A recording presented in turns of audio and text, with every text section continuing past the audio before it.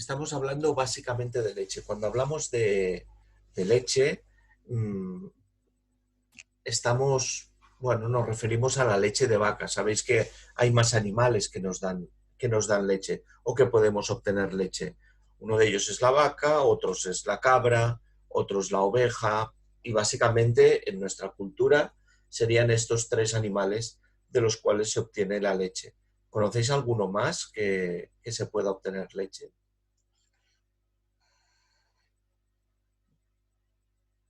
Mm, Venga, va. Caballo. Caballo sería la yegua. Básicamente, cuando hablamos de leche, estamos hablando de la hembra, la yegua, pero bueno, es posible, pero nosotros no tenemos costumbre ¿Búfala? de consumirla. De búfala. Búfala sí que sería un animal. Riquísimo. ¿Eh? Ese queso está riquísimo. El que está riquísimo. El queso de Ese búfala. queso. El queso de búfala. ¿Cuál es el queso de búfala que todos conocemos? No lo sé, pero yo lo probé en Italia y está buenísimo. El queso de leche de búfala. Una de las elaboraciones. Ami, vosotros que habéis hecho el trabajo de los quesos. Sí, ¿Te recuerdas quién puede ser el queso que se elabora estrictamente y únicamente a base de queso de búfala, de leche de búfala? No es mozzarella. La mozzarella, evidentemente, la mozzarella, el queso que todos conocemos, en principio tiene que estar elaborado, o el auténtico, está elaborado con queso de leche de búfala. La búfala es un animal parecido a la vaca, pero mucho más oscuro, con los cuernos así aplastados. ¿Os viene la imagen del búfalo? ¿Sí, Sí. chicos? Perfecto. Pues estos animales son los que dan la leche, pero básicamente nos vamos a referir a estos tres, a la vaca, a la oveja y a la cabra. ¿Qué características tiene la leche así de entrada? Evidentemente un color de color blanco, pero un blanco tirando a amarillo. Veremos que gracias a su composición este cierto color amarillo también se da. El olor característico, al tacto, si habéis tocado alguna vez leche, os ha caído leche encima de la mesa o la habéis tocado con las manos y luego se ha secado, ¿diríais que es como pegajosa? A ver si la dejas mucho rato se corta. ¿Se corta? Sí. Percy, se corta. Si la dejas mucho rato o si pasa alguna cosa. Se pone tiesa. ¿Se pone Tiesa. tiesa? No lo había oído nunca, Nicolás. Que se seca, quieres decir, O sea, ¿no? que se pone dura. Se Sí, pone se pone dura. Ah, se pone dura. Como el queso. Más o menos. Perfecto. Pues ya vemos, color blanco tirando a amarillo, un olor característico y un gusto ligeramente dulce. Todo esto se debe a las características que tiene la leche. La leche, en principio, la podíamos caracterizar o podíamos decir es un líquido, pero bueno, más que un líquido es un alimento que tiene parte sólida. Vamos a ver sus características nutricionales. Las características nutricionales de la leche. En general, y cuando hablemos de características nutricionales de la leche, vamos a ya hablar de ellas cuando hablemos de los diversos productos derivados de los que vamos a hablar. O sea, todos los productos derivados de la leche van a tener las mismas o muy parecidas características nutricionales. Así que solo con que hablemos de las características nutricionales de la leche tenemos suficiente. ¿Os acordáis de los tres macronutrientes de los que hablamos siempre? Venga, Percy, dime uno de ellos. Carbohidratos. Carbohidratos. Fernando, venga, dime otro. Las proteínas. Proteínas. Y queda uno. ¿Quién lo dice? Las grasas. Las grasas, los lípidos. Estos tres serían los carbohidratos. ¿Cuál de ellos pensáis que está presente en la leche? Grasas y proteína. Grasa y proteína. Evidentemente es un alimento que se califica como completo o como muy completo. Grasa y proteína. ¿Pensáis que tiene grasa la leche? Mucha. Tiene una parte grasa muy importante, la leche entera, la leche recién ordeñada. Luego veremos que es posible encontrar leche que ha pasado por un proceso en el cual se le ha quitado la grasa o parte de ella. Pero en principio la leche entera recién ordeñada tiene grasa. Perfecto. Proteína. ¿Pensáis que tiene proteína la leche? También. También tiene proteína. Tiene una proteína de alto valor biológico. Tiene una proteína que nos va a nutrir. Por tanto, alimento completo. Pero completo sería si tuviera los tres macronutrientes. ¿Pensáis que tiene carbohidrato? No. No. Carbohidrato, no. Pues sí que tiene carbohidrato. De hecho, el carbohidrato, cuando pensáis en carbohidratos, estamos pensando en almidones, ¿no? En la patata, en la legumbre, en el arroz. Todo esto tenía carbohidratos. Pero los carbohidratos también son los azúcares. Y hemos dicho que la leche tiene un gusto ciertamente dulzón, ¿eh? Y hemos dicho que cuando se seca y la tocamos con las manos y se nos seca, queda como pegajosa. Esto es debido a los carbohidratos que en la leche no están presentes en la forma de almidón, pero sí están presentes en forma de azúcares. Y el azúcar más famoso que compone la leche, ¿cuál es? ¿Glucosa? ¿Eh? ¿Glucosa? Glucosa. Lactosa. Lactosa. Acaba en osa también, la lactosa. La lactosa es uno de los azúcares de la leche, uno de los azúcares con el cual se puede decir que la leche también tiene carbohidratos, tiene una parte de hidratos en forma de azúcar, ¿de acuerdo? Luego también tiene calcio, tiene una parte de calcio, tiene vitaminas y tiene minerales, ¿vale? Por tanto, ya veis que es un alimento a nivel nutricional bastante completo. Vamos a ver cómo se clasifica. La clasificación, siempre que hablamos de algún producto, como los huevos, como la legumbre, como las pastas que vimos el otro día, me gusta que podáis clasificar el producto de una manera o de otra. En el caso de la leche, la podemos clasificar desde el punto de vista de su producción o de cómo la tratan térmicamente. Todos sabéis que la leche es un alimento que proviene del ordeño del animal. O sea, la leche sale del animal en un ambiente realmente no higiénico. Un establo, una granja, unas ubres de un animal que pueden tener bacterias. Por tanto, el ambiente no es todo lo higiénico que sería necesario. Aparte, la leche puede contener microorganismos que en principio pues pueden ser nocivos para nuestra salud. ¿Alguien ha comido alguna vez o ha bebido leche directa del ordeño?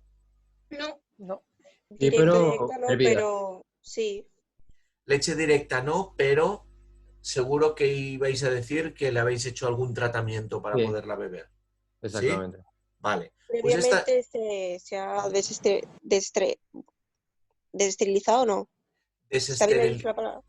Desesterilizado no sería la palabra, pero por ahí va, Paula? De hecho, vamos a hablar lo primero de todo de tratamiento térmico. Esto lo veremos cuando volvamos de Semana Santa, que hablaremos de la conservación de los alimentos, que es un poquito de lo que va esta asignatura también.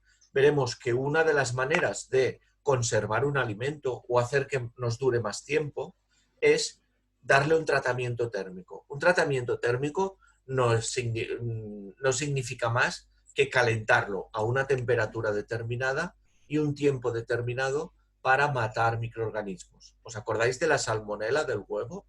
Sí. Que era una bacteria que dijimos que la mejor manera de destruirla era con el fuego, aplicando calor. Pues vemos que el calor es efectivo para destruir ciertos microorganismos y es lo que se hace con la leche. Hablando de esto, la manera de clasificar la leche desde el tratamiento térmico, desde qué hace el hombre para conservarla, tenemos 4 tipos. Tenemos, por un lado, la leche cruda. La leche cruda es la leche que sale directamente del animal y, en principio, yo no debería consumirla. debería hacer un tratamiento térmico para consumirla. Pero vamos a hablar que la primera de todas es la leche cruda, ¿de acuerdo? ¿Se entiende? Es una leche que ha salido del animal y no hago nada con ella. A continuación tenemos la leche pasteurizada, que sería esta de aquí. Si la veis, esta de aquí sería la leche pasteurizada. Este tipo de leche también se la conoce como leche fresca. Y es la leche que en un supermercado vamos a encontrar en la nevera. Es una leche que necesita frío para su conservación y que va a tener una corta caducidad, 4 o 5 días. Es la leche que se conoce como fresca, corta caducidad, necesita frío para su conservación y lo dejamos ahí. Vamos a ver la siguiente. La siguiente sería esta que vemos aquí, con estas letras, UHT. UHT son unas siglas que significan Ultra High Temperature. Es un tipo de tratamiento térmico que se ha desarrollado después de la pasteurización y que hace posible que la leche me dure más tiempo, ¿sí? Y que la pueda conservar en economato. Y por último tenemos la leche esterilizada. La leche esterilizada es una leche que tiene un tratamiento térmico ya, podemos decir, más agresivo y que le da una caducidad más larga a la leche y que las podemos guardar en temperatura ambiente. Con el tratamiento esterilizado mueren todos los microorganismos y todas las formas de vida asociadas. Los microorganismos como las bacterias hacen esporas que también algunas formas de vida se pueden destruir con el tratamiento térmico, pero quedan las esporas. Con la esterilización se destruye todo. ¿Qué ocurre? Como habéis visto, hay como un gradiente desde la leche cruda hasta la esterilizada en que yo aplico diversos tratamientos térmicos. Yo o la industria, ¿sí? Únicamente que los conozcáis. ¿Qué diferencia habrá entre una leche cruda y una leche esterilizada? De aquí a aquí. ¿Qué diferencia habrá? ¿O dónde podré notar yo diferencia? En el sabor. En el sabor. Siendo un poco bestias hablando, es que está más buena la cruda que la esterilizada, ¿no? Sí. Por tanto, en las características organolépticas, lo que os preguntaba al principio, ¿alguno de vosotros ha probado la leche cruda o recién ordeñada? A nivel organoléptico, podríamos decir que es una leche que tiene un gusto más potente, más sabroso, la textura de la leche es mucho más espesa. En cambio, los tratamientos térmicos, hasta llegar al más agresivo de todos, que es el esterilizado, hacen que la leche pierda estas características que en principio asociamos a que la leche es mucho más buena. ¿Se entiende? ¿Sí? Sí. Por tanto, una leche pasteurizada, que es la leche fresca, sería una leche que tiene un tratamiento térmico que ya asegura que no tiene ciertos microorganismos y que en gusto, en sabor y en olor es la más cercana de todas a lo que sería una leche recién ordeñada. ¿Se entiende? Sí. Vale, pues esto sería la manera de clasificar la leche según el tratamiento térmico. También las puedo clasificar según su contenido en grasa. Según su contenido en grasa, os he dicho que el proceso industrial de obtención de la leche hace posible que podamos obtener leche sin grasa.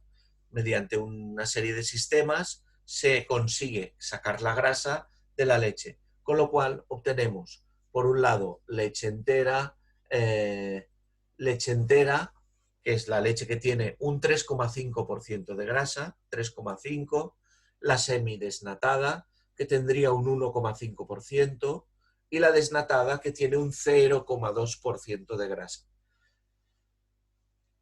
Simplemente es para las personas o para las elaboraciones culinarias que queramos hacer más ligeras, nutricionalmente hablando, podemos escoger leches que tengan poca grasa o nada, como la desnatada. Normalmente se llaman enteras, semidesnatada o desnatada. ¿Qué ocurre? Que van a ser leches, ya os avanzo, que si pensáis un poquito, siempre hemos dicho que la molécula de grasa es lo que nos da sabor a las cosas. La molécula de grasa es un transportador del sabor.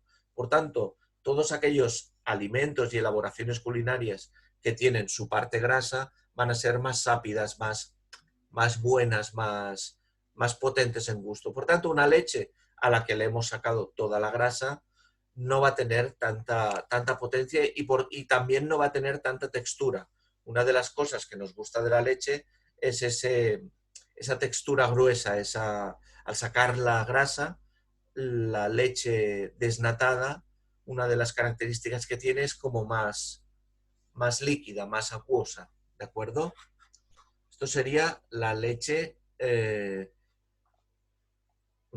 procesada y que le han sacado la grasa o parte de la grasa. Luego tenemos también leche que se puede clasificar según su contenido en agua. Hemos dicho que la leche tiene grasa, pero también tiene agua, es la parte líquida de la leche. Encontramos 3 tipos de leche. Por un lado, la leche evaporada. ¿La conocíais esta? Sí. Esta se utiliza mucho en pastelería. Es una leche que simplemente se ha sometido a un tratamiento de calor para que se evapore esta parte del agua. Y al evaporar esta parte del agua, ¿qué pensáis que pasa con la textura de la leche? Un poco más espesa. Se pone un poco más espesa. Si todos tenemos en mente cómo es la nata de la leche cuando hacemos una elaboración con nata, pues la leche evaporada se parece mucho a la textura de la nata. Y esto es una gran ventaja, porque puede ser un buen sustituto de la nata en la cocina. De hecho, la leche evaporada se utiliza para sustituir a la nata con carga de grasa mucho más ligera. ¿Sí? La nata, hemos dicho, que es la grasa de la leche. Por tanto, si utilizo una nata evaporada en una elaboración en la que utilizaría nata, voy a cargar mucho menos la elaboración de grasa, ¿vale? Se le llega a evaporar hasta un 60% de grasa. Y esta la podemos encontrar en las estanterías del supermercado. No necesita frío para su conservación, ¿vale? Hago un inciso. Todos los productos lácteos que están envasados, que no necesitan frío para su conservación, evidentemente, en cuanto se abren de su envase, ya tengo que conservar en frío, ¿Sí? Sí. Vale, vamos con otro tipo de leche al cual se le ha evaporado parte de su agua. Es la leche condensada, ¿la conocéis? Sí. Claro. ¿Sí? ¿Qué característica? A esta también se le ha evaporado parte de su agua. ¿Pero qué más se ha hecho con esta? Se le Añadirle añade azúcar. Se le añade azúcar, evidentemente. Es una leche condensada porque se ha condensado, se le ha evaporado parte del agua y aparte se le ha enriquecido con un montón de azúcar. ¿Qué me permite esto? Cuando veamos la conservación, veremos que el azúcar tiene gran poder conservante. Por tanto, va a ser un producto que yo podré conservar fuera de nevera. La leche condensada no precisa ser conservada en frío y bueno, es la aplicación culinaria básicamente pues para repostería y para hacer todo este tipo de elaboraciones de postres. Y por último tenemos la leche en polvo. La leche en polvo es una leche que a esta sí que se le ha sacado el 100% del agua. Es una leche que si yo quisiera reconstituirla, si yo quisiera volverla a tener en forma líquida, lo único que tendría que hacer es añadirle agua. Aplicación culinaria, pues bueno, como leche en polvo reconstituida, que no va a tener todas las características organolépticas de la leche. No os penséis que vais a obtener una leche totalmente parecida a la leche sin procesar, pero bueno, es una buena manera de tener leche de esta manera, con la leche en polvo. vamos a ver otra manera de conservar la leche, perdón, de clasificar la leche. Son las llamadas leches enriquecidas. Son leches que se les ha añadido algún producto, algún componente para aumentar su valor nutritivo. Encontramos leches con ácido graso añadido, con omega 3, con calcio, con fósforo, ¿vale? Son todo unas leches que se han desarrollado de un tiempo a esta parte. La industria ha detectado que los consumidores querían un producto un poco más específico y la industria, que no es tonta, pues va desarrollando todo este tipo de productos desde un tiempo a esta parte. ¿Consumís alguna leche enriquecida? Sí, Quina, Joel, quina? la de omega 3, que la tengo un para per aquí, pues me la prendo. Omega 3, ¿vale? Y pues, bueno, son leches que tienen un componente añadido para que tengan, perdón, otro atractivo. Y luego tenemos las otras leches, ¿eh? La última clasificación de todas. Me gusta explicaros que esto, que también se vende como leche de soja, leche de avena, evidentemente no se puede llamar leche. En principio y según la normativa se tendría que llamar bebida de avena, bebida de soja, ¿vale? Han venido a llenar un hueco en el mercado para toda esta gente que o no puede tomar leche porque tienen alguna enfermedad asociada como alergia o intolerancia a la lactosa, y luego tenemos también la gente que pues no quiere tomar leche de animal y son bebidas que han venido a llenar este hueco.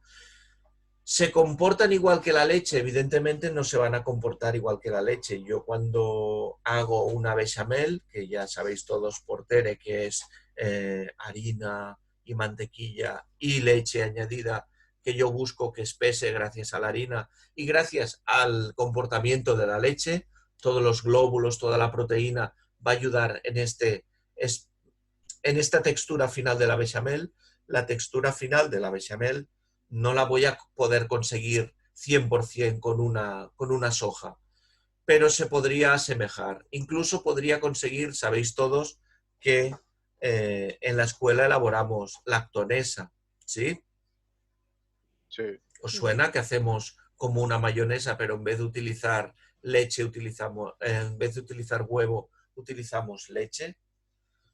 Pues se podría hacer también con leche de soja, ¿vale? Algunas de las características de la leche las voy a poder encontrar, pero son bebidas, son leche que no se pueden calificar como leche, sino bebida de, ¿sí? Su necesidad de conservación, igual que la leche. Si la puedo conservar en economato, perfecto. En cuanto están abiertas, hay que conservar en nevera, ¿eh?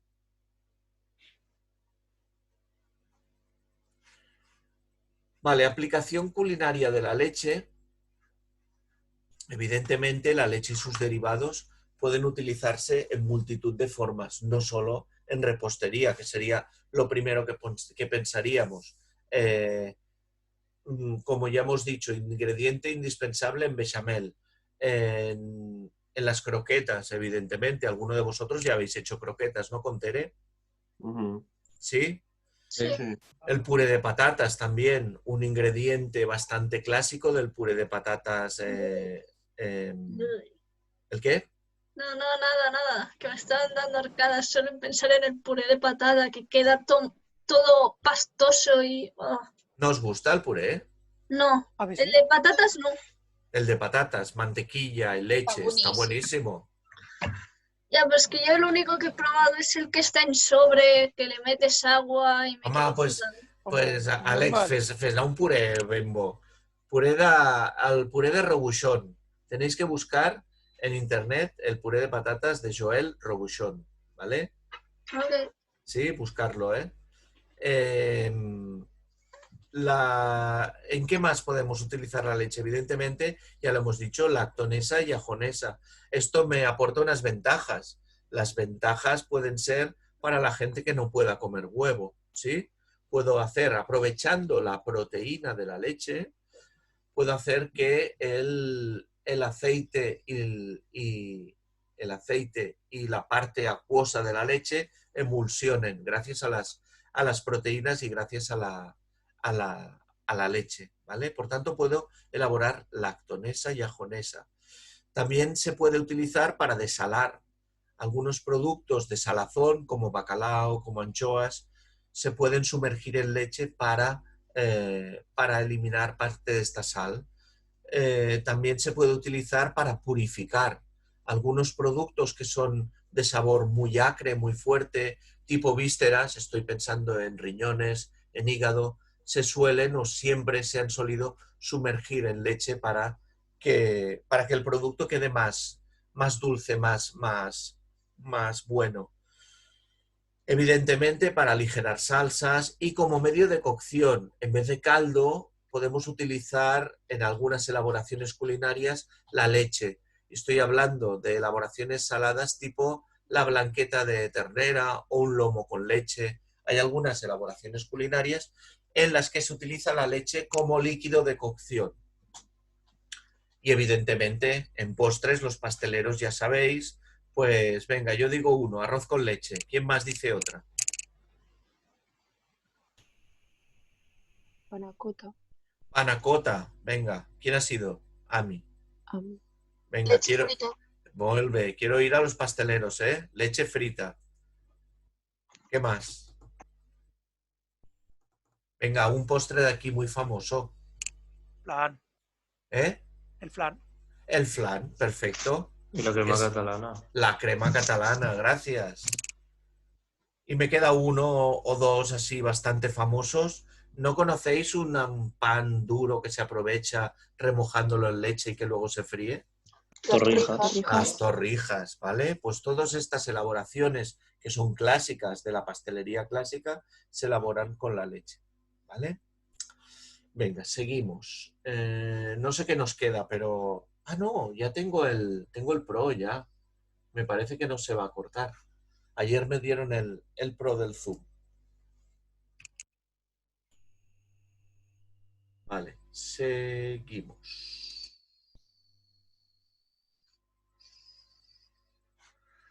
Vale, hablamos del yogur. Vemos ya, hemos acabado la leche, hemos ido muy rapidito.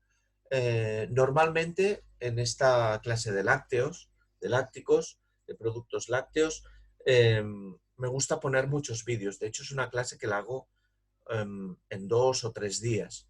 Y me gusta poner muchos vídeos, pero bueno, lo vamos a ver de esta manera muy rápido. Y lo que sí que os voy a poner el enlace al canal de YouTube que utilizo, donde tengo vídeos seleccionados. Por si alguien esta Semana Santa los quiere ver, pues perfecto, ¿vale? Vale, el yogur. El yogur se obtiene de la leche. ¿Cómo se obtiene el yogur? Porque tiene como una bacteria o dos y se transforma en yogur después de que fermente. Vale, esto que explica Fernando, que va por buen camino, ¿lo tenéis claro todos? Sí. Sí. ¿Sí? Vale.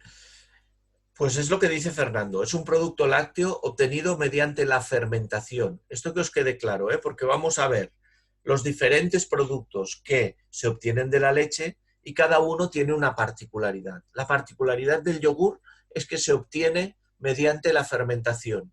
Yo cojo yogur, cojo bacterias, se las pongo dentro del yogur, cojo la leche, cojo bacterias, se las pongo dentro del yogur y automáticamente obtengo yogur. ¿Sí? ¿Se entiende? Sí. Vale.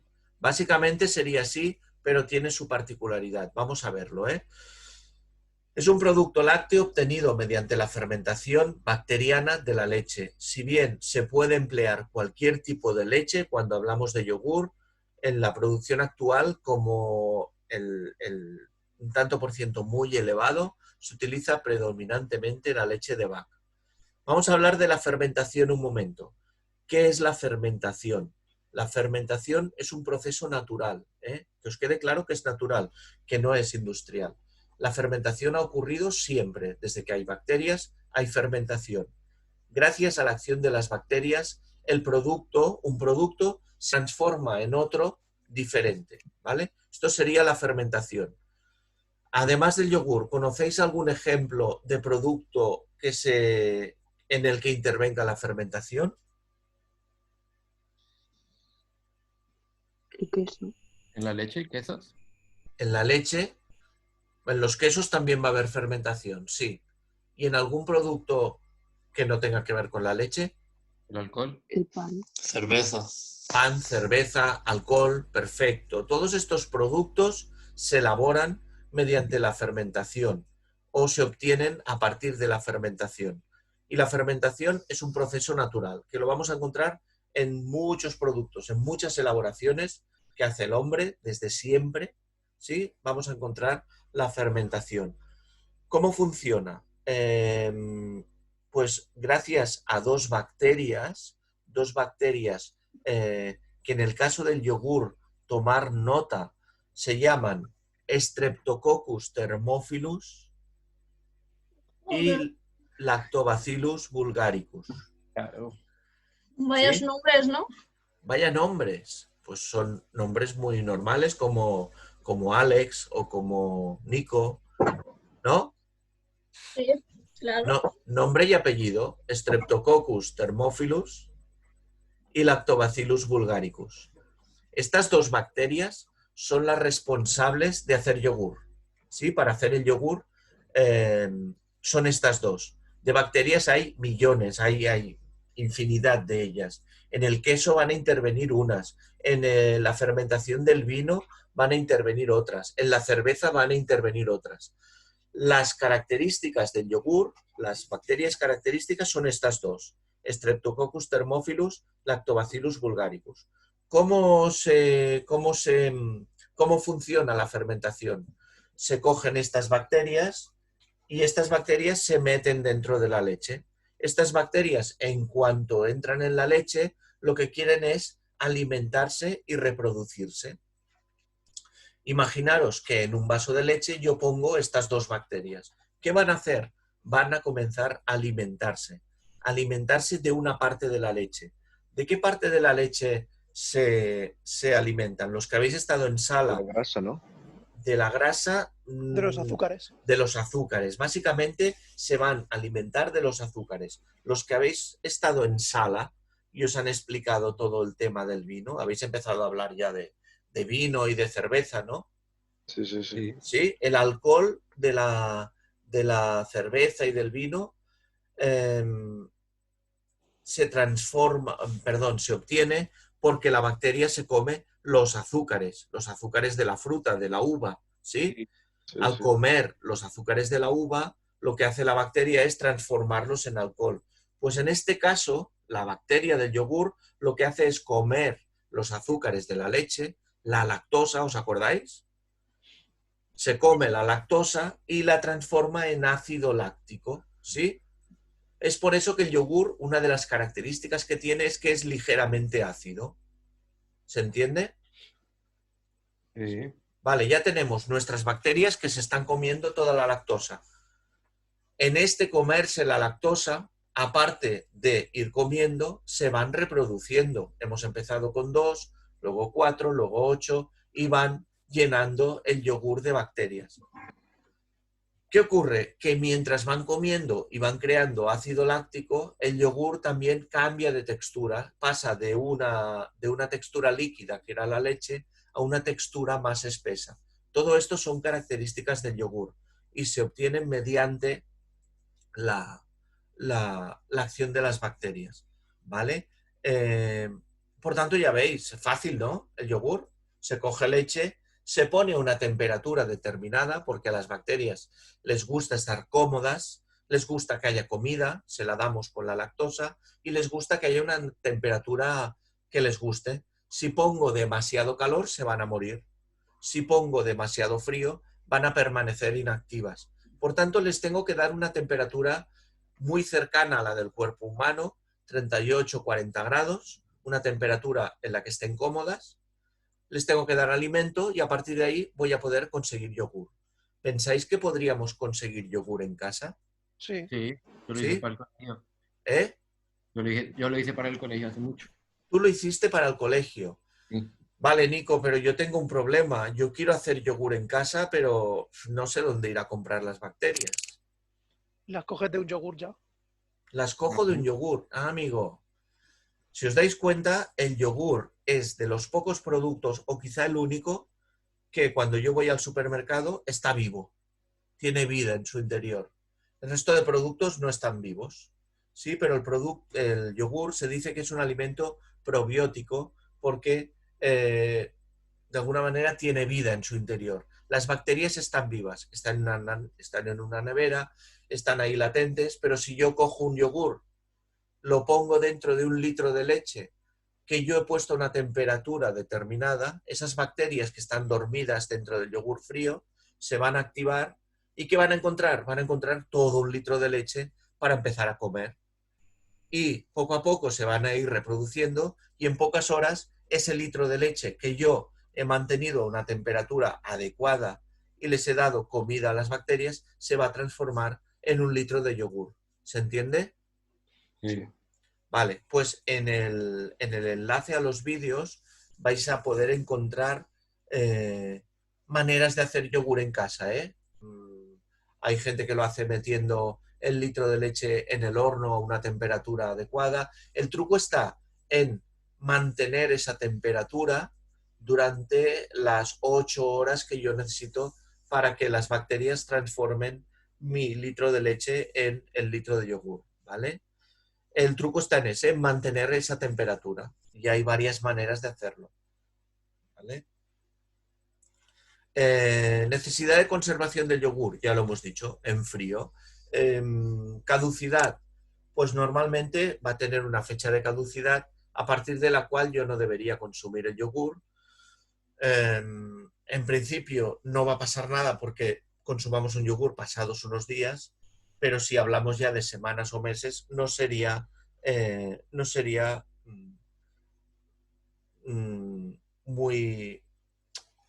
muy aconsejable consumir ese yogur. A nivel nutricional, un gran parecido a la leche. Lo que pasa es que las personas intolerantes a la lactosa que no podrían consumir leche, en principio en el yogur esa lactosa va a haber desaparecido en gran parte, porque las bacterias se la han comido, la han transformado en ácido láctico.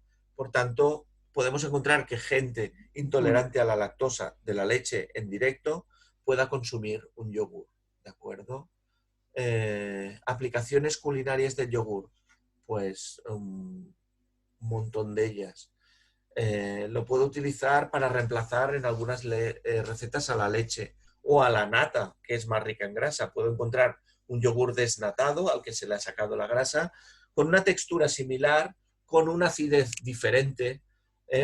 Para ciertas elaboraciones culinarias me puede servir. Lo puedo utilizar para hacer una salsa muy famosa de origen griego, ¿la conocéis? Sí. ¿Sí? ¿Cómo se llama? La ¿No tártara. suena? Tártara. La tártara No. es una salsa a base de pepinillo, alcaparra, ¿sí? Esta que estamos hablando es una salsa que lleva pepino, que lleva ajo, que lleva limón, que lleva yogur. Y se llama tzatziki. ¿Os suena? Sí. Tzatziki para dipear, súper buena. El otro día me preguntaba algún alumno si es la misma que la de los kebabs. La salsa blanca de los kebabs. ¿Sí? Yo no lo sé, ¿eh? No sé de qué está hecha esa salsa blanca, pero podía ser porque es un poco ácida. ¿Qué más? Para dar consistencia a sopas frías o a cremas vegetales. Eso sí, siempre que utilicemos el yogur en alguna elaboración caliente, deberemos añadirlo al final de todo, para espesar, porque podría cortarse. No olvidéis que el yogur tiene proteína, la proteína de la leche, y se nos puede cortar si no hay alguna estabilizante. ¿Por qué no se corta la bechamel?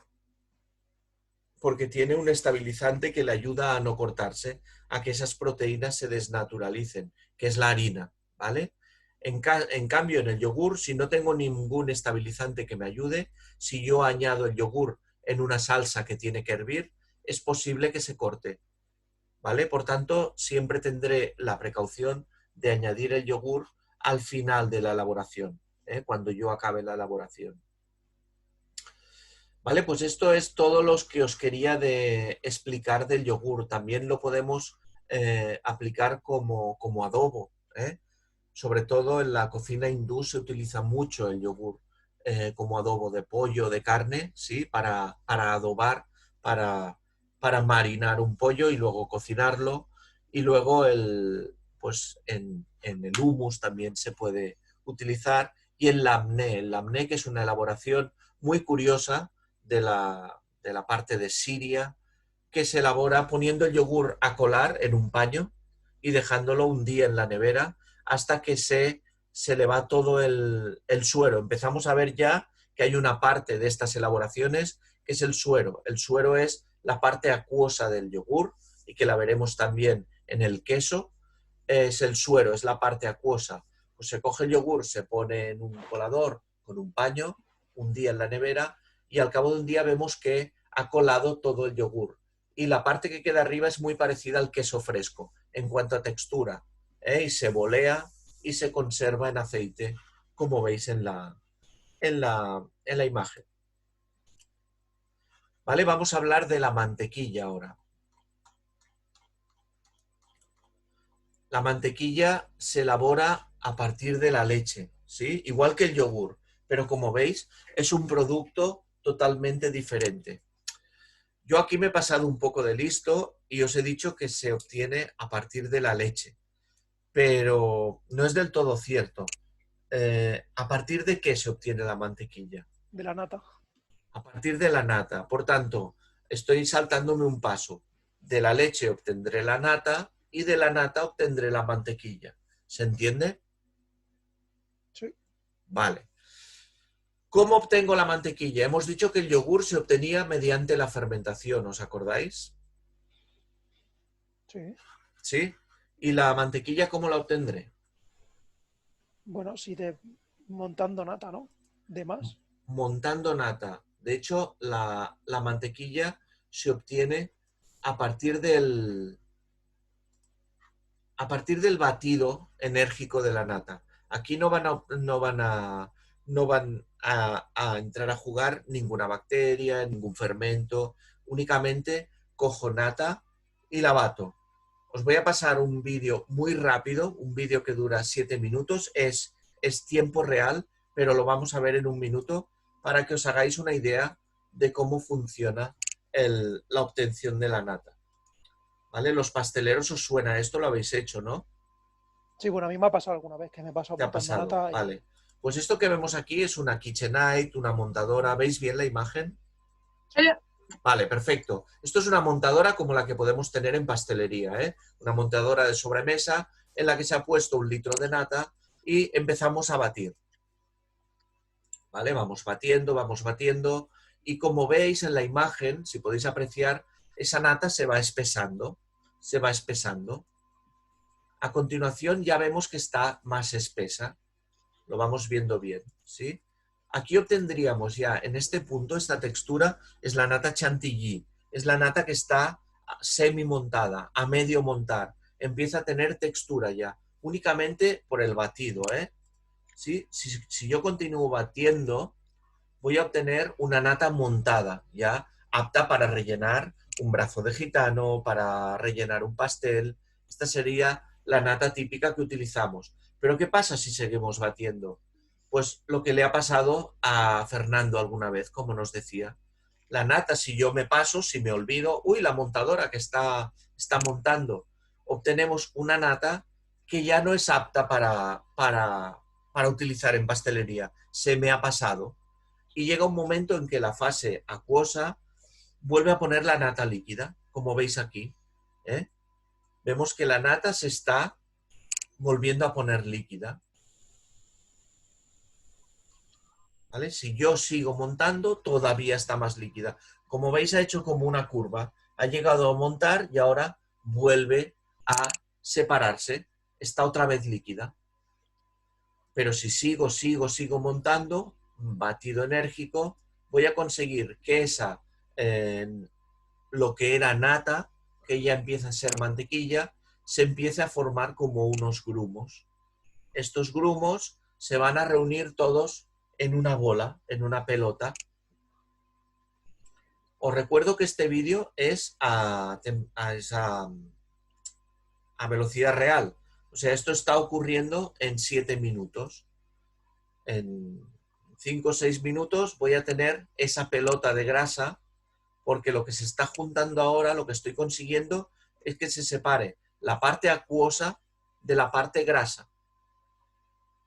Por tanto, empezáis ya a ver que a nivel nutricional, la mantequilla, estamos hablando básicamente de ¿qué?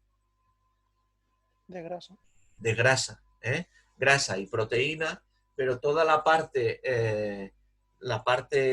acuosa la he eliminado.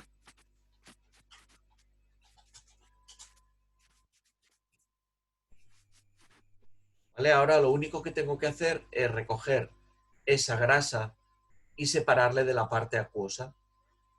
Esto es lo que era la nata antes. De 1 litro de nata, pues a lo mejor voy a obtener pues mira, si una nata tiene un 35%, de 1 litro de nata voy a obtener 350 gramos de mantequilla. ¿Sí? ¿Se entiende? Sí. Aproximadamente. O un poco más. ¿Por qué? Porque en y esta va a ser una de las características de la mantequilla que vamos a hablar ahora. En este separar, en este batir, en este obtener mantequilla, el productor no es capaz de eliminar totalmente todo el suero. Dentro de esta bola que está manipulando, todavía va a quedar algo de suero. Y esto va a influir a la hora de cocinar y a la hora de utilizar la mantequilla, ¿eh? Lo vemos enseguida. ¿Vale? ¿Ha quedado claro cómo se obtiene la mantequilla? A nivel industrial se hace mediante unas máquinas muy grandes que centrifugan la nata para obtener la mantequilla, pero a nivel doméstico también lo podemos hacer. De hecho, anteriormente estas eran las máquinas para obtener la mantequilla. Se ponía la nata en esta especie de cilindros hechos con madera y las mujeres iban batiendo con el palo hasta obtener la mantequilla, ¿sí? Era la manera antigua de obtener la mantequilla. Hoy en día, con las máquinas, se ve fantásticamente que lo podemos hacer en casa, mediante el batido enérgico, ¿sí? Sí. La composición básicamente es grasa y un poco proteína, evidentemente, y un poco de suero todavía. Esto va a hacer que la mantequilla, a nivel de utilizarla en cocina, va a tener sus características. Yo con la mantequilla no puedo trabajar a temperaturas muy altas. Si yo la quiero utilizar como aceite, debo trabajar a temperatura baja o clarificarla. Clarificarlo, creo que muchos de vosotros lo habéis hecho con Tere. ¿Sí? ¿Me equivoco? No lo hemos hecho. Vale, pues es tan fácil como coger la mantequilla, ponerla en un cazo y acercarla al fuego o dejarla a la temperatura de cocina al lado de los fuegos o incluso ponerla en un baño María. Baño María es coger un cazo con agua e introducir el otro cazo dentro. ¿Para qué? Para que la temperatura suave del agua me vaya fundiendo la mantequilla. Al final del proceso, ¿qué voy a obtener? Voy a obtener arriba de todo, por densidad, por diferencia de densidad, voy a obtener la grasa y abajo de todo voy a obtener el suero. El poco suero que le quedaba a la mantequilla lo voy a poder separar. Luego, por decantación, obtengo de arriba solo la grasa y es lo que puedo utilizar para cocinar. De hecho, el ghee o el ghee, que es esto que veis aquí en la imagen, es un producto que se utiliza mucho en la cocina hindú para cocinar. Ellos cocinan con mantequilla, pero ¿qué hacen? Le separan el suero para que puedan tener temperatura más alta. Si yo no hago este paso, voy a tener que cocinar con la mantequilla a temperatura baja, porque el suero se me va a quemar. El suero es proteína, es agua y se me va a quemar enseguida. ¿Se entiende? Únicamente que tengáis esta precaución de que el suero no se os queme o clarificar la mantequilla. Es una de las cosas que se hace con ella. Una de las preelaboraciones que podríamos hablar de este producto sería clarificarlo, sería ponerlo en una temperatura suave, ya os digo, baño María, acercarlo al fuego, temperatura de cocina y dejar que se clarifique, que se separe la parte grasa de la parte de suero, la parte acuosa. Únicamente después, por decantación, hasta que aparece el suero, obtengo la grasa de la mantequilla. ¿Sí? ¿Se entiende, chicos? Sí. Sí. Me encantaría hacerlo en directo, que lo vierais, pero supongo que ya os hacéis una idea, ¿eh? Vale, otra de las características que debéis conocer de la mantequilla, que los pasteleros ya seguro que lo conocéis, es el punto de pomada. ¿Quién me lo explica?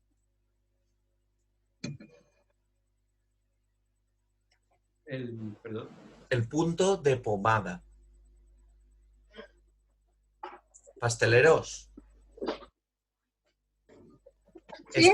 Estos 4 meses que habéis hecho, ¿habéis tenido que poner la mantequilla a punto de pomada? Sí. Sí. Sí, ¿verdad? Y no me explicáis al resto qué es. Mantequilla a temperatura ambiente. No es ni sólida ni líquida, es blanda. Blanda, ni sólida ni líquida. Es, como su propio nombre indica, una textura muy parecida a la pomada o a la crema que yo me pondría en unas manos, ¿eh? ¿Qué ocurre? Que la mantequilla tiene estas características. Es posible que en cuanto sale de la nevera está fría y está sólida, y para algunas elaboraciones yo la necesite que esté en este punto, sobre todo para batir o para integrar en alguna masa, ¿sí? O para untar, básicamente. Por tanto, ¿cómo lo hago? Simplemente dejando la mantequilla a temperatura ambiente, ¿sí? Por la carga grasa que tiene, por la gran carga grasa, la mantequilla no se nos va a estropear porque la dejemos a temperatura ambiente. Por tanto, necesidad de conservación, os digo que sí o sí es nevera, pero que es un producto que me da cierto margen para que yo lo tenga fuera de la nevera. ¿Sí? ¿Se entiende? Sí. Por tanto, punto de pomada es el punto que yo le doy a la mantequilla a temperatura ambiente durante un rato, ¿eh? Si yo la pongo sobre el fuego, ese punto de pomada lo voy a perder. Por tanto, que conozcáis que hay como 3 fases de la mantequilla que debéis conocer. La sólida, que me va a servir, pasteleros, me ayudáis otra vez, en una masa como una sablé. ¿La conocéis, la sablé? Sí. Es una masa en que yo necesito que la mantequilla esté bien fría para que me haga esa textura de crumble, ¿vale? Luego tenemos el punto de pomada, que yo lo necesito pues para el plum cake o para untar. En cocina también lo voy a utilizar así. Y luego necesito el punto de fusión para conseguir clarificar la mantequilla. ¿Se entienden los 3 puntos? Sí. Perfecto. Pues seguimos adelante. Hemos visto el yogur mediante la fermentación. Hemos visto la mantequilla y ahora vemos la nata, ¿eh? La nata, ¿cómo la obtendremos? La nata es un derivado de la leche, ¿sí? Sí. ¿Y cómo la obtenemos? Yogur era fermentación. La mantequilla mediante el batido enérgico. ¿Y la nata cómo la vamos a obtener? De la grasa de la leche. De la grasa de la leche, ¿sí? Pero la manera mecánica de obtener la leche, la manera mecánica es únicamente mediante el reposo. Mediante el reposo o, en las fábricas actuales, mediante la centrifugación. Pero básicamente, la nata, ¿cómo la obtenemos? Mediante el reposo. La leche recién ordenada tiene la característica que si yo la dejo reposar, al cabo de cierto tiempo, poco tiempo, media horita, 1 hora, se va a separar. ¡Pum! La nata sube arriba y la leche queda abajo. Luego ya solo tengo que recogerla para poder obtener la nata.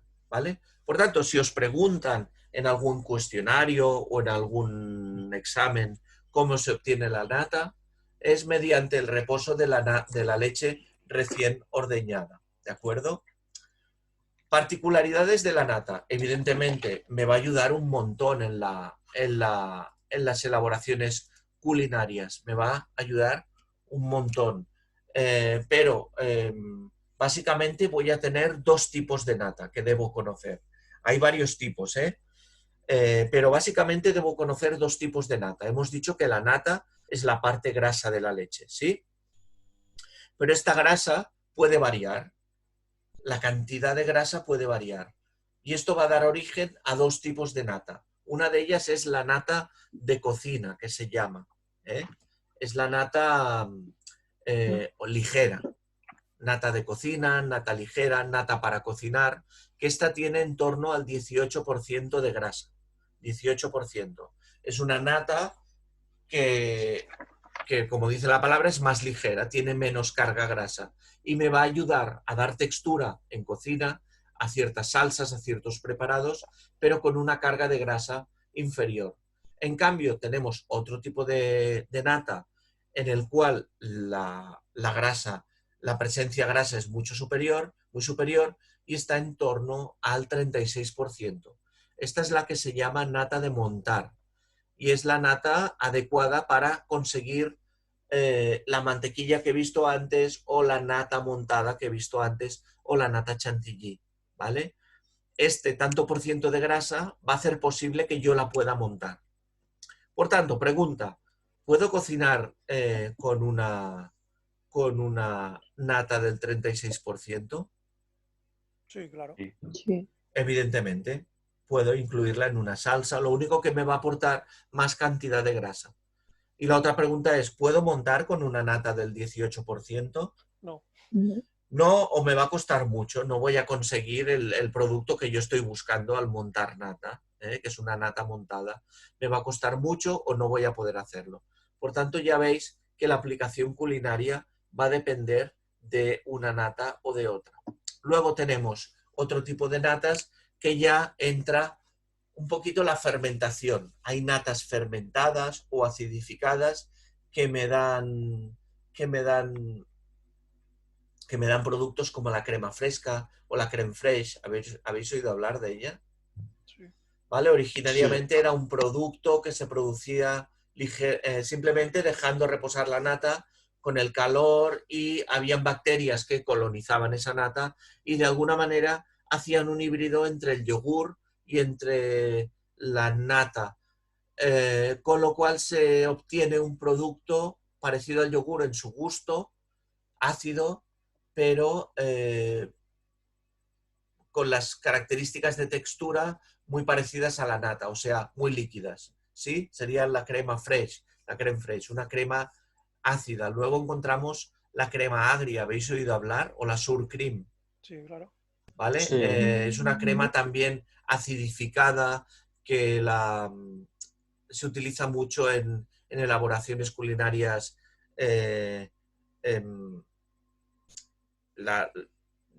Al menos yo la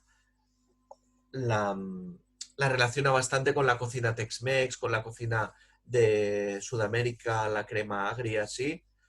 ¿Os suena todo este tipo de cremas? Únicamente que conozcáis, me interesa que conozcáis la crema, la nata por su contenido en grasa que me da como resultado la aplicación culinaria que yo estoy buscando, La del 18%, crema ligera, y luego tenemos, o la nata de cocina, luego tenemos la nata de montar que tiene un 36%. ¿Sí? Sí. ¿Hasta aquí bien? Sí. Pues hablamos de los quesos ya para acabar.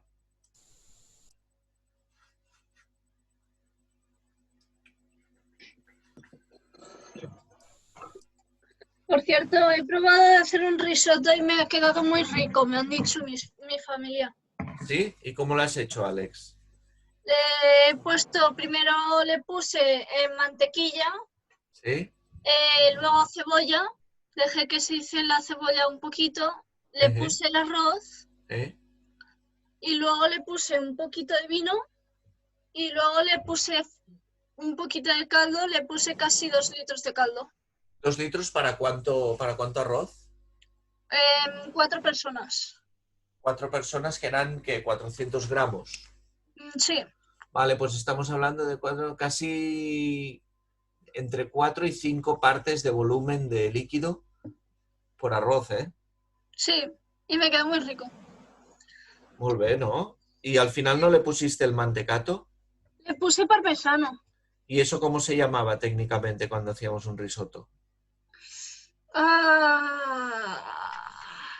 No me acuerdo. El mantecato, sí, ponerle un poquito de mantequilla y parmesano al final.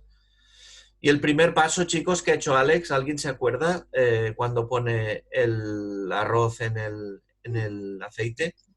Nacarar. Nacarar, muy bien. Y luego le añadió el líquido, ¿no? Que técnicamente, ¿cómo llamamos a este paso? Mojar. Mojar, vale. Pues en el risotto se dan las 3 partes que hablamos. Molt bé, nois. Dejarme un momentito, os dejo medio minuto, nos hacemos un patio, un momento, y acabamos con el queso, ¿vale? Ok.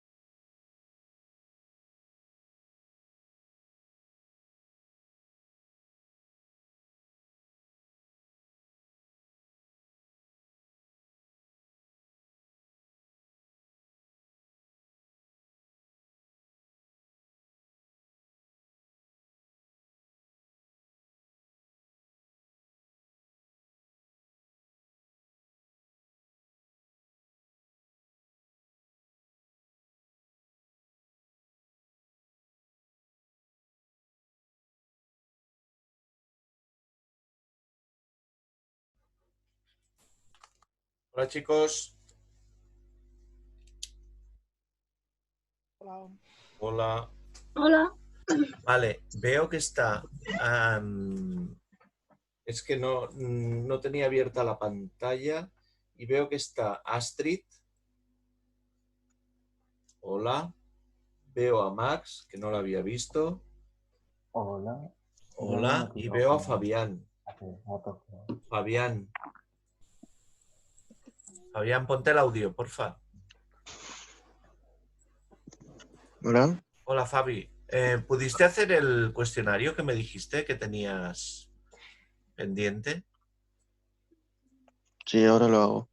Ah, ¿todavía no lo has hecho? No lo miré. No me Pues llegó es espabilar porque la gente que me habéis pedido de volver a abrir os lo abro por poco tiempo, ¿eh? Vale, pues ahora lo miro. ¿Vale? Venga. Sí, Cuando acabemos la clase lo miras. A mí Vale. me podrás abrir el primero. ¿El qué? Me podrás abrir el de legumbres. ¿No lo hiciste, Max? No. Pues No. poneros las pilas, ¿eh? Porque esto... Ya.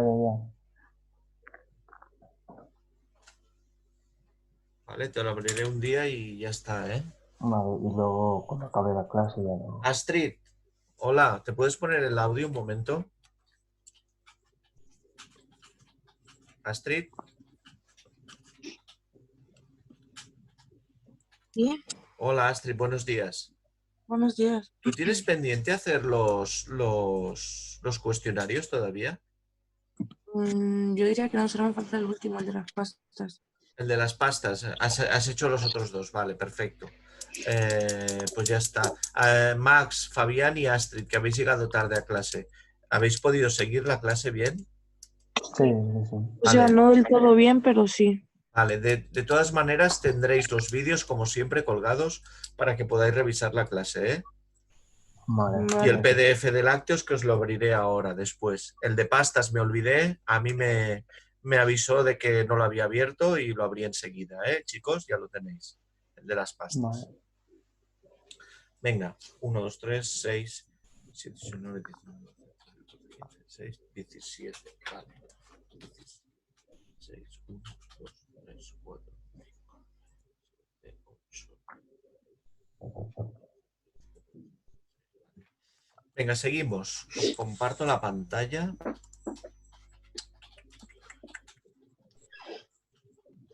Y seguimos.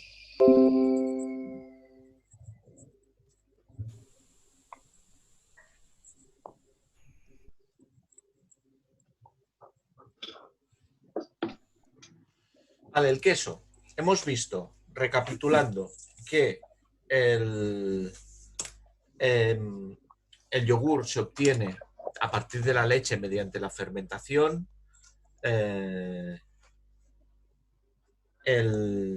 La nata se obtiene a partir del reposo de la leche recién ordeñada. Y por último, la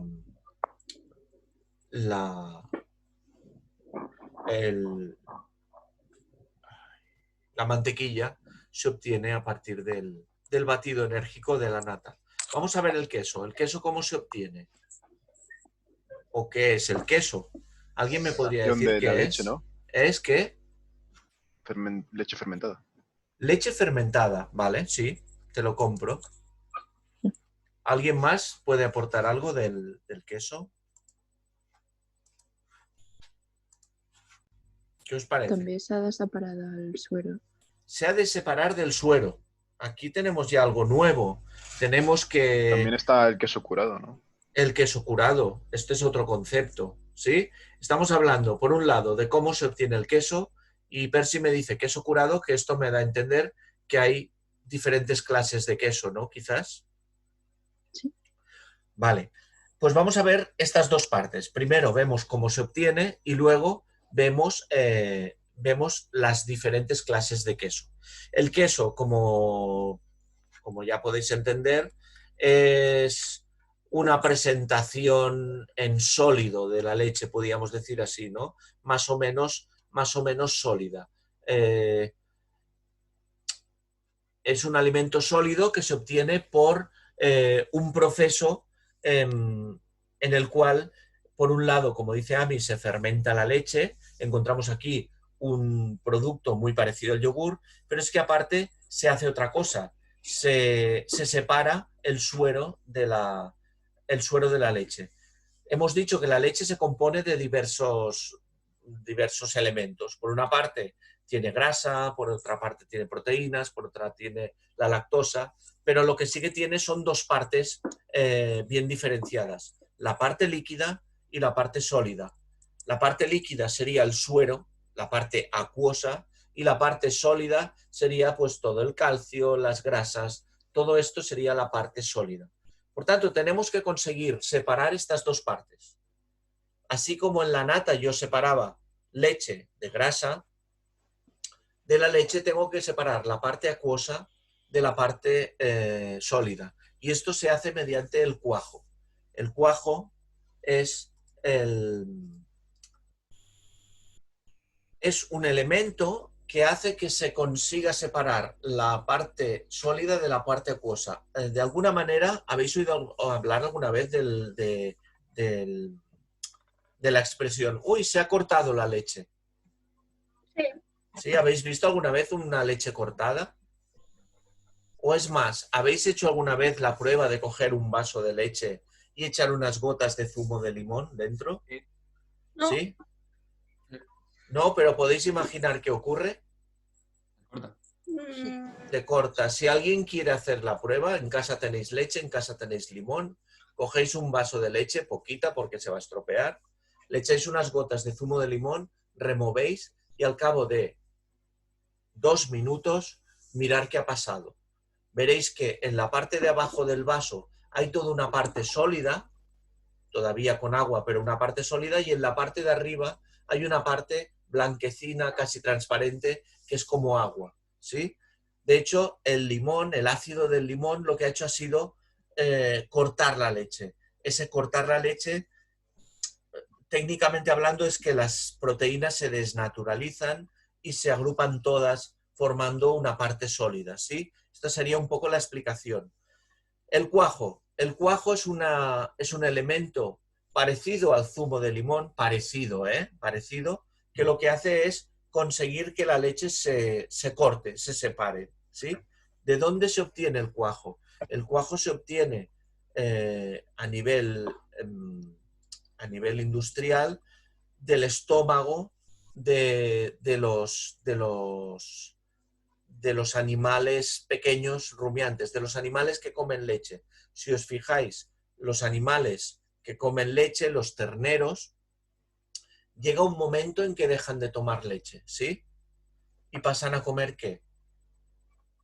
Pasto. Hierba, pasto, ¿sí? Pero cuando son pequeños, comen leche. Su estómago está preparado para digerir esa leche. Su estómago tiene algún producto, unas enzimas, que consiguen digerir la leche que les da su madre, ¿sí? Estas enzimas es el cuajo. Y la manera más fácil de obtener ese cuajo es coger el estómago de estos animales, procesarlo industrialmente, triturarlo, lo que sea, y se obtiene un producto que va a conseguir que si yo lo pongo en la leche a una temperatura determinada, se va a cortar, ¿sí? ¿Lo habíais visto esto alguna vez? No. ¿No? ¿Chicos? No, a mí me suena, pero... ¿Qué cosa?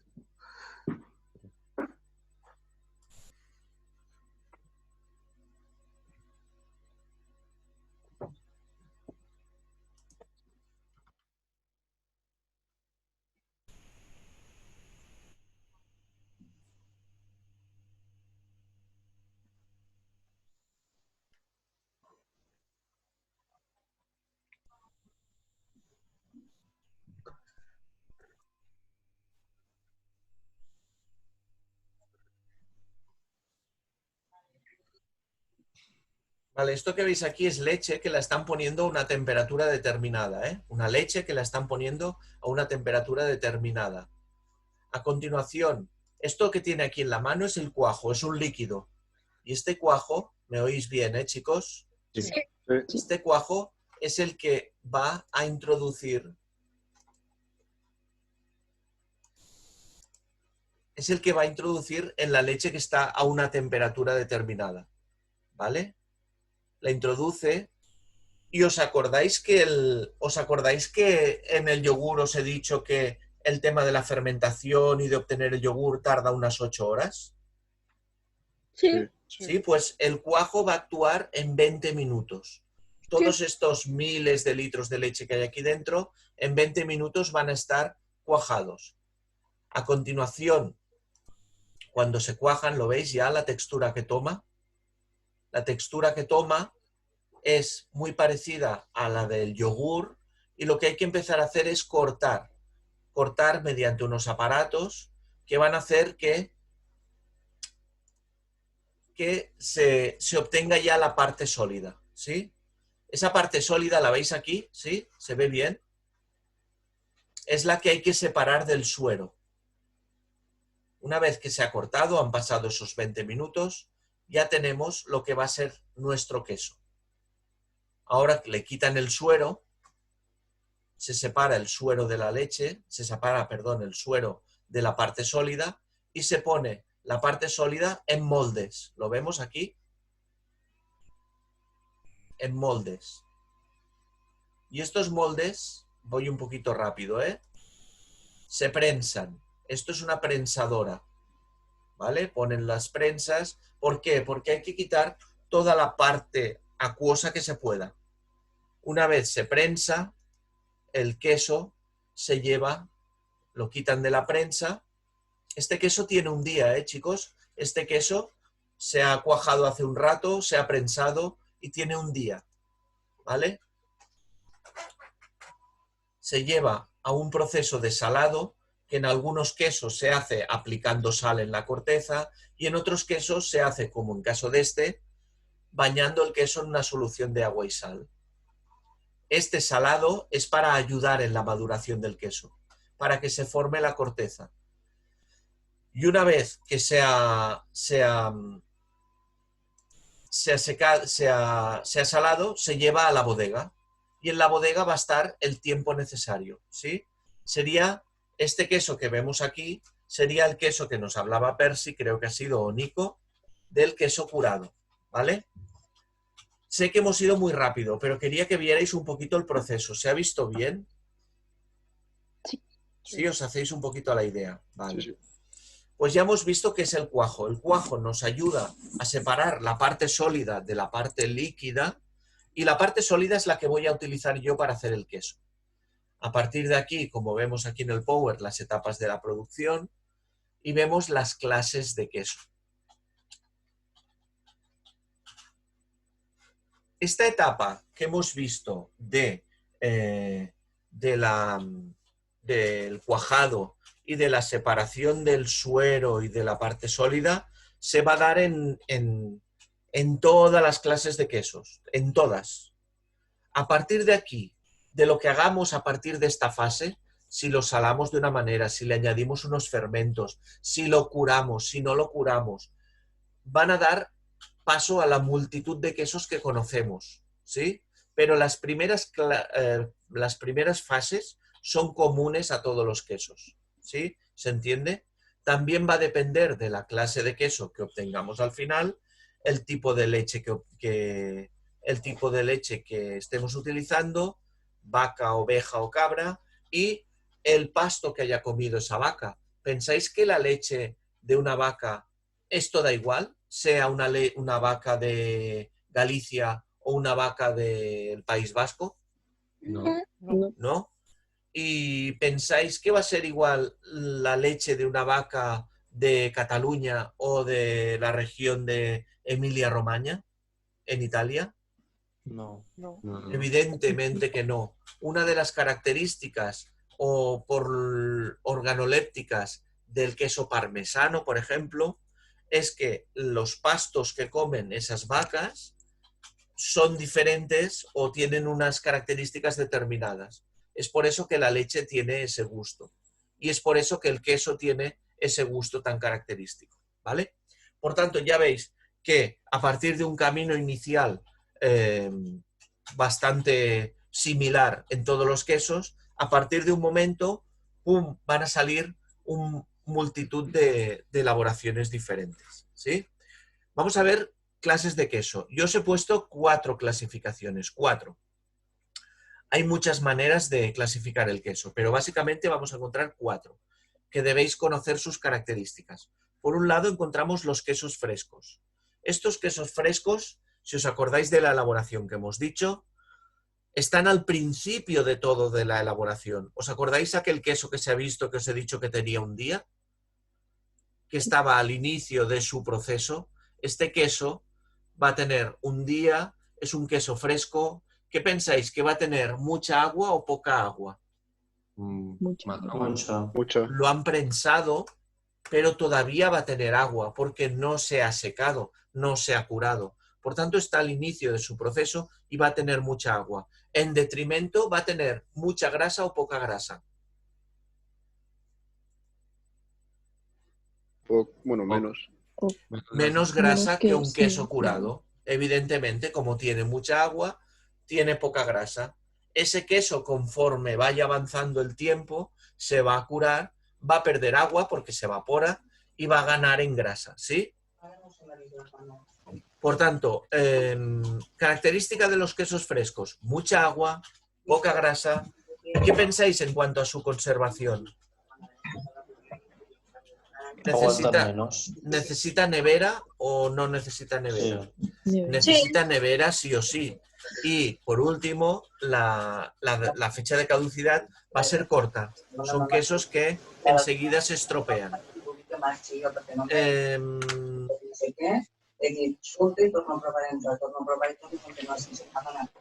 ¿Hola? No, es la meva mare. Pues silencio. Vale. Quesos característicos de los quesos frescos: queso de Burgos, el mató, la mozzarella, el mascarpone. ¿Los conocéis todos estos? Sí. Queso de Burgos, mató, ¿lo conocéis? Mozzarella también, hemos dicho, queso de búfala, es un queso fresco. Y el mascarpone es un queso de estas características, es este que vemos aquí arriba para untar, es un queso italiano, mascarpone, ¿sí? ¿Conocéis el tiramisú? Sí. Pues es el queso que se utiliza para hacer el tiramisú, ¿eh? El postre del tiramisú, se utiliza el queso mascarpone. Venga, luego llegamos a los quesos curados. El curado de los quesos consiste en dejar pasar el tiempo, en añejar los mismos. Es un proceso en el cual se secan, ¿vale? Pierden agua y el tiempo necesario para considerar a un queso como curado puede variar de uno a otro. De hecho, vamos a ver 3 clases de quesos curados. Y en estos quesos curados lo que va a diferenciarse es el tiempo. Una vez se ha elaborado el queso fresco, se ha llevado a Sería más o menos lo que pasa con el jamón, ¿no? Sería más o menos lo que pasa con el jamón. Gracias, Alex. Sería esto. Sería un proceso de curado, mediante el cual pasa el tiempo y el producto, básicamente lo que le va pasando es que pierde agua, se va concentrando, ¿vale? Características de estos quesos. En principio, no necesitarían